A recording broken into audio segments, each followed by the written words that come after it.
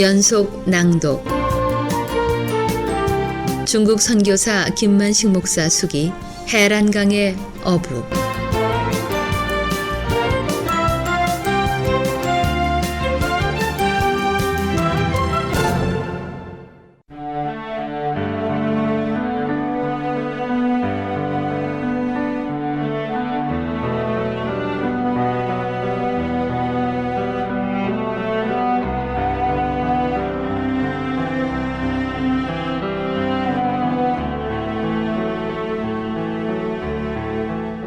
나는 조금 더 일찍 이곳에 찾아오지 못한 것이 이 마을 사람들에게 미안스러웠다. 넓은 대륙 중국 땅에는 하천 마을과 같은 마을들이 얼마나 많을까. 마을에서 몸이 아파도 병원을 찾는다는 것은 상상할 수도 없는 지역에 기독교 병원이 세워진 것은 하나님의 은혜였다. 가난한 산골 오지 하천 마을에도 하나님의 계획이 있었던 것이다. 두만강 형제 사랑 하천병원 건축이 다 끝나서 개원식을 치르고 싶었지만 병원에 약을 구입하지 못하고 있었다. 성노가 해란 농촌병원 개원 이후 일주일 동안 약이 없어서 그 지역 사람들에게 적지 않은 불신임을 당했던 기억이 나서 두만강 형제 사랑 하천병원은 약을 준비한 뒤에 개원식을 하고 싶었다. 하지만 약값에 필요한 $2,000를 마련할 수가 없었다. 중국 선교지의 두 번째인 은혜 묘령병원 개원식 때도 약이 없어서 병원에 필요한 약을 달라고 하나님 앞에 무릎으로 밤을 새웠었다. 언제나 우리 기도에 응답하시고 기적을 베푸신 하나님은 뉴욕 한인연합교회 탁정식 이면숙 집사님 부부 손길을 통해 약값으로 $2,000를 보내주셨다. 꿈에도 생각하지 못한 일들이 성취되는 것이 하나님의 능력이요. 하나님께서 베푸시는 기적임을 나는 이미 수도 없이 많이 체험했다. 중국 선교지 은혜 묘령병원에 약이 필요한 것을 어찌 미국 땅 브루클린에 살고 계시는 집사님 부부가 알았을까? 은혜 묘령병원에 약을 채워주셨던 주님 앞에 두만강 형제 사랑 하천병원에도 같은 역사가 나타나기를 소원하며 기도하던 순간 이번에는 충북 제천 성도교회 김영덕 집사님이 생각났다. 은혜 묘령병원과 영광 송월병원 개원식 때 중국에 오셔서 7월 하순 한여름 날씨에 땀을 흘리며 병원마다 다니면서 마치 자기 병원인 것처럼 즐거워하며 병원 간판을 달아주시던 분이 바로 김영덕 집사님이다. 나는 병원 개원식을 앞두고 약이 없어 기도하는데 집사님 얼굴이 떠올라 한국에 계시는 김 집사님께 연락을 했다고 전화 통화 중에 말했다. 김 집사님은 이 세상에 수천 수만의 성도들이 있을 텐데 선교사님 기도 가운데 자기 모습이 떠오른 것이 감사하다고 하면서 약값을 준비하려면 10일간의 시간이 필요하다고 했다. 김 집사님은 중국에 도착하겠다고 나와 약속한 날보다 사흘 늦게 도착했다. 그 약값을 준비하기 위해 집사님이 얼마나 고생했는지 나중에 내가 김 집사님 집을 방문했을 때야 알게 됐다. 김 집사님의 10살 된 막내딸 상아가 함께 식사하면서 목사님이 오셔서 엄마가 맛있는 반찬을 준비하셨다면서 목사님이 매일 오셨으면 좋겠다는 얘기를 했다. 이렇게 어렵게 살아가고 있지만 선교지와 작은 종을 사랑해 주시다니 정말 놀라웠다. 황단현 유재흥 집사님을 만나게 하셔서 병원 건축을 하게 하시고 김영덕 집사님 부부를 만나서 병원 약을 채워주신 하나님께 그저 감사할 뿐이다. 하나님은 병원을 건축해 주시는 분, 그리고 그 병원에 약을 보충해 주시는 분을 찾으셔서 그들에게 하나님의 사명을 맡기신 것 같았다.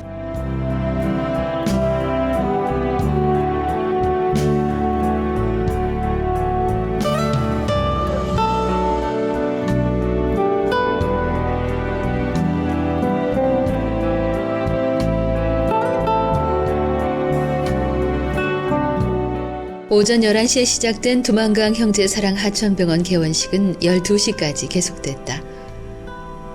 병원 개원식 일주일 전부터 두만강 하천 지역 날씨가 영하 20도까지 내려갔는데 개원식 날은 0도까지 기온이 올라가서 마을 사람들은 더 기뻐하며 신기한 듯 했다. 마을 부녀자들이 병원 앞에서 북을 치며 춤추는 모습은 어린 소녀들처럼 보였다. 병원 기공식 때와는 달리 마을 사람들은 더 열정이 있어 보였고 흥겨움 속에서 춤을 추고 있었다. 곱게 한복으로 단장하고 춤을 추는 부녀자들의 치마폭이 넓게 원을 그리고 있었다. 병원 개원이 저렇게 좋을까? 주님께서 이 모습을 바라보시면서 얼마나 기뻐하며 흐뭇해 하실까?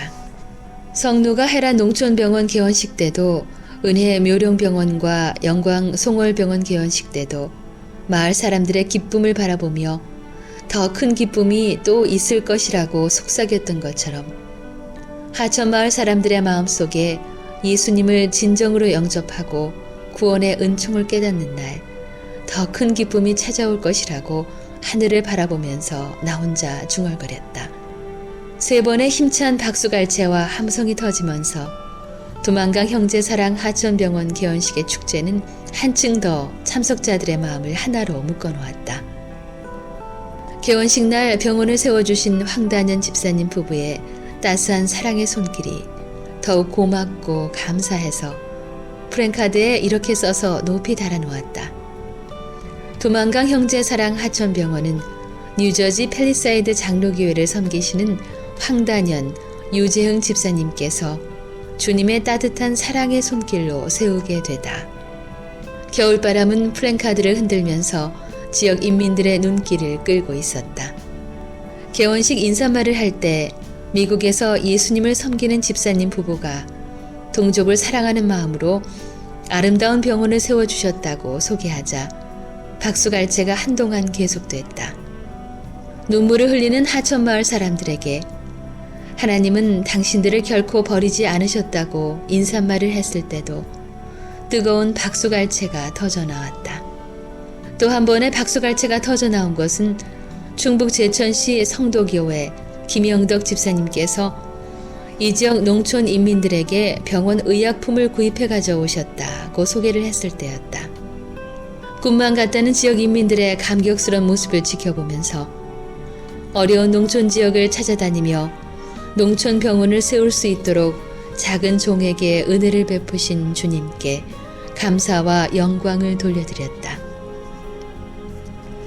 개원식이 끝난 다음 날부터 환자들이 모여들기 시작했다. 우리 병원에서 15km 떨어져 있는 로과라는 마을에서도 소 달구지를 타고 병원을 찾아왔다. 소문은 빠른 속도로 멀리 퍼져갔다.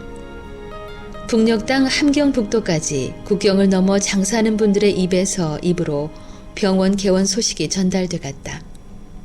북녘 땅의 아픈 환자들이 얼마나 오고 싶어 할까.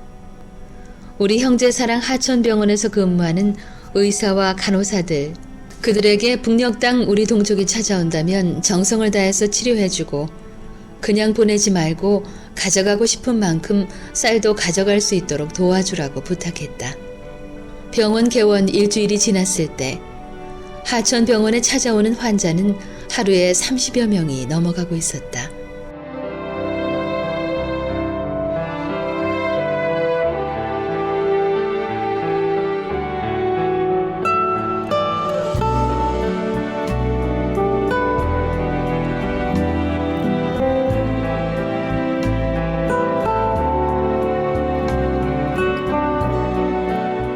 일생 동안 병원 한 번 가보지 못한 사람들이 찾아오는 하천병원은 4사람의 병원 직원들이 근무하고 있었지만 일손이 부족할 지경이었다. 이 지역 사람들도 위장병과 간염 그리고 부인병이 제일 많았다. 그들의 질병은 술과 담배와 청결하지 못한 위생과 밀접한 관계가 있는 것 같았다. 맥이 없다고, 기운이 없다고, 또 강장제 주사를 맞겠다고 찾아오는 사람도 있었다. 어떤 중환자는 시내 병원에서 진료를 하고 약 처방지를 받아가지고 오는 환자들도 있었다. 시내 병원에서 중국 돈 46위안을 주어야 처방약을 구입할 수 있는데 약값이 너무 비싸서 우리 병원을 찾아왔다고 했다. 환자가 가지고 온 처방지에 적혀 있는 약값으로 인민폐 5위안 20전을 받자 환자는 깜짝 놀랐다. 병원 약값을 싸게 받는다는 소문은 들었지만 이렇게 싸게 받는 줄은 몰랐다고 하면서 눈물까지 흘리기도 했다. 이 환자는 6번을 우리 병원에 다니면서 치료를 받고 회복되면서 마치 우리 병원 홍보부장이 된 것처럼 그 지역 사람들에게 고마운 하천병원이라고 목청을 돋우고 다녔다. 병원 스텝진 4사람이 땀을 흘리면서 환자를 치료하기 시작한 지 넉 달이 지나면서 4천여 명의 환자들을 돌볼 수 있었다. 병원을 다녀가는 환자들마다 고맙고 감사하다는 말을 잊지 않았다. 은혜를 아는 때묻지 않은 밝은 마음들이었다. 두만강변에서 살아가는 하천 지역 사람들이 태평양 건너 먼 미국에서 왜 이런 깊은 산골까지 찾아왔는지 깨닫는 날이 반드시 있겠지. 언젠가 주님을 영접하는 그날, 하나님을 알지 못했던 자신들을 찾아온 것이 영혼을 사랑하는 주님의 사랑이라는 것을 알게 되기를 마음으로 기대해 보았다. 두만강 폭은 20m도 되지 않아서 북녘의 동포들이 기침하는 소리까지 들릴 만큼 가깝다.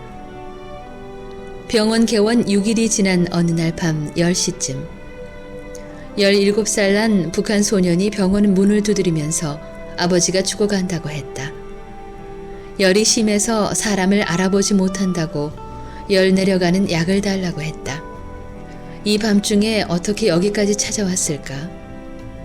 환자가 얼마나 병으로 괴로워하고 있기에 얼마나 위급했으면 두만강 국경을 넘어 이곳까지 찾아왔을까? 더 많은 약을 보내드리지 못한 것이 아쉬웠다. 그리고 10여일이 또 지났을 때 5명의 북녘의 형제들이 또 찾아왔다. 동상 환자와 외상 환자들과 독버섯을 먹고 중독된 아주머니 2분이 찾아와서 치료를 받고 갔는데 한 달이 지날 즈음에 북녘의 병원 원장님에게서 편지 한 통이 왔다. 어린아이들이 약이 없어 고통을 받고 있다는 편지였다. 연변 지역의 어려운 농촌을 다니며 병원을 건축하고 조선족 동포들의 건강을 돌봐주시는 두만강 형제사랑 하천병원 원장님께서 북녘의 어린아이들에게도 약을 지원해 주실 수 있도록 기대한다는 편지였다.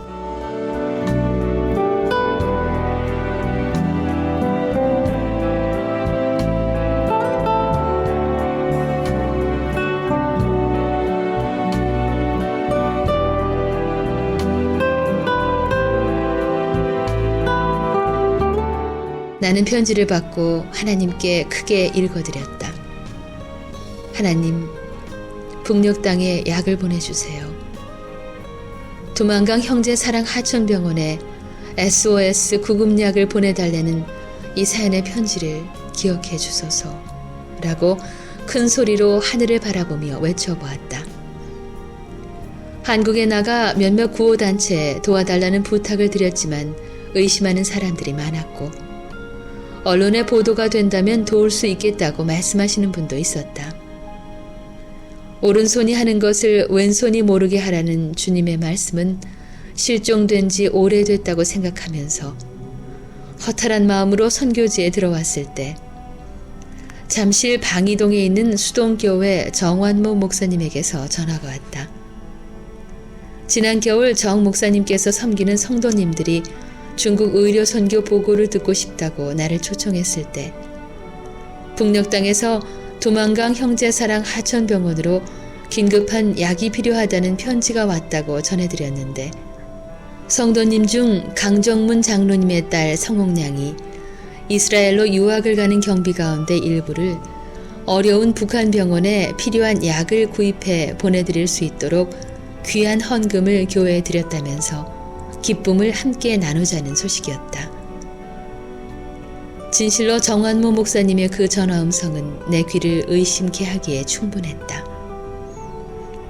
유학 가는 경비를 주님께 드리다니, 세상에 이런 일도 있다니.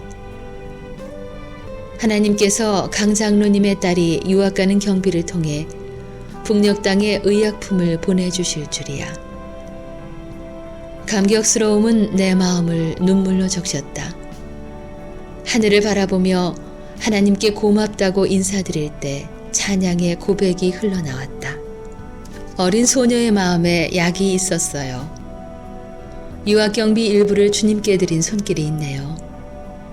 저 아름다운 소녀의 맑고 깨끗한 호수 같은 마음을 그 누가 만들어 주셨나요? 배고픈 자에게 먹을 것을, 병든 자들과 고통을 함께하라는 주님의 음성을 들은 소녀의 귀와 주님의 사랑을 실천하는 소녀의 손길이 복되게 하소서. 북녘의 동포들이여, 수동교회 강정문 장로님의 딸 강성옥 그 학생을 잊지 말아주세요. 소녀가 베풀어준 진실한 사랑의 약을, 그 약을 복용할 때마다 기적 같은 일들이 일어날 것 같아요. 죽어가는 자가 살아나서 외치겠지요. 내 생명을 구해준 소녀의 따뜻한 손길이 보고 싶다고. 분단의 장벽이 무너지는 그날, 우리의 소원 통일이 된다면 당신의 생명을 구한 소녀를 꼭 만나보세요. 사랑의 감동으로 함께하신 주님, 유학생활 중에 지혜를 주셔서 주님을 닮아가는 그녀의 꿈이 이루어지게 하옵소서.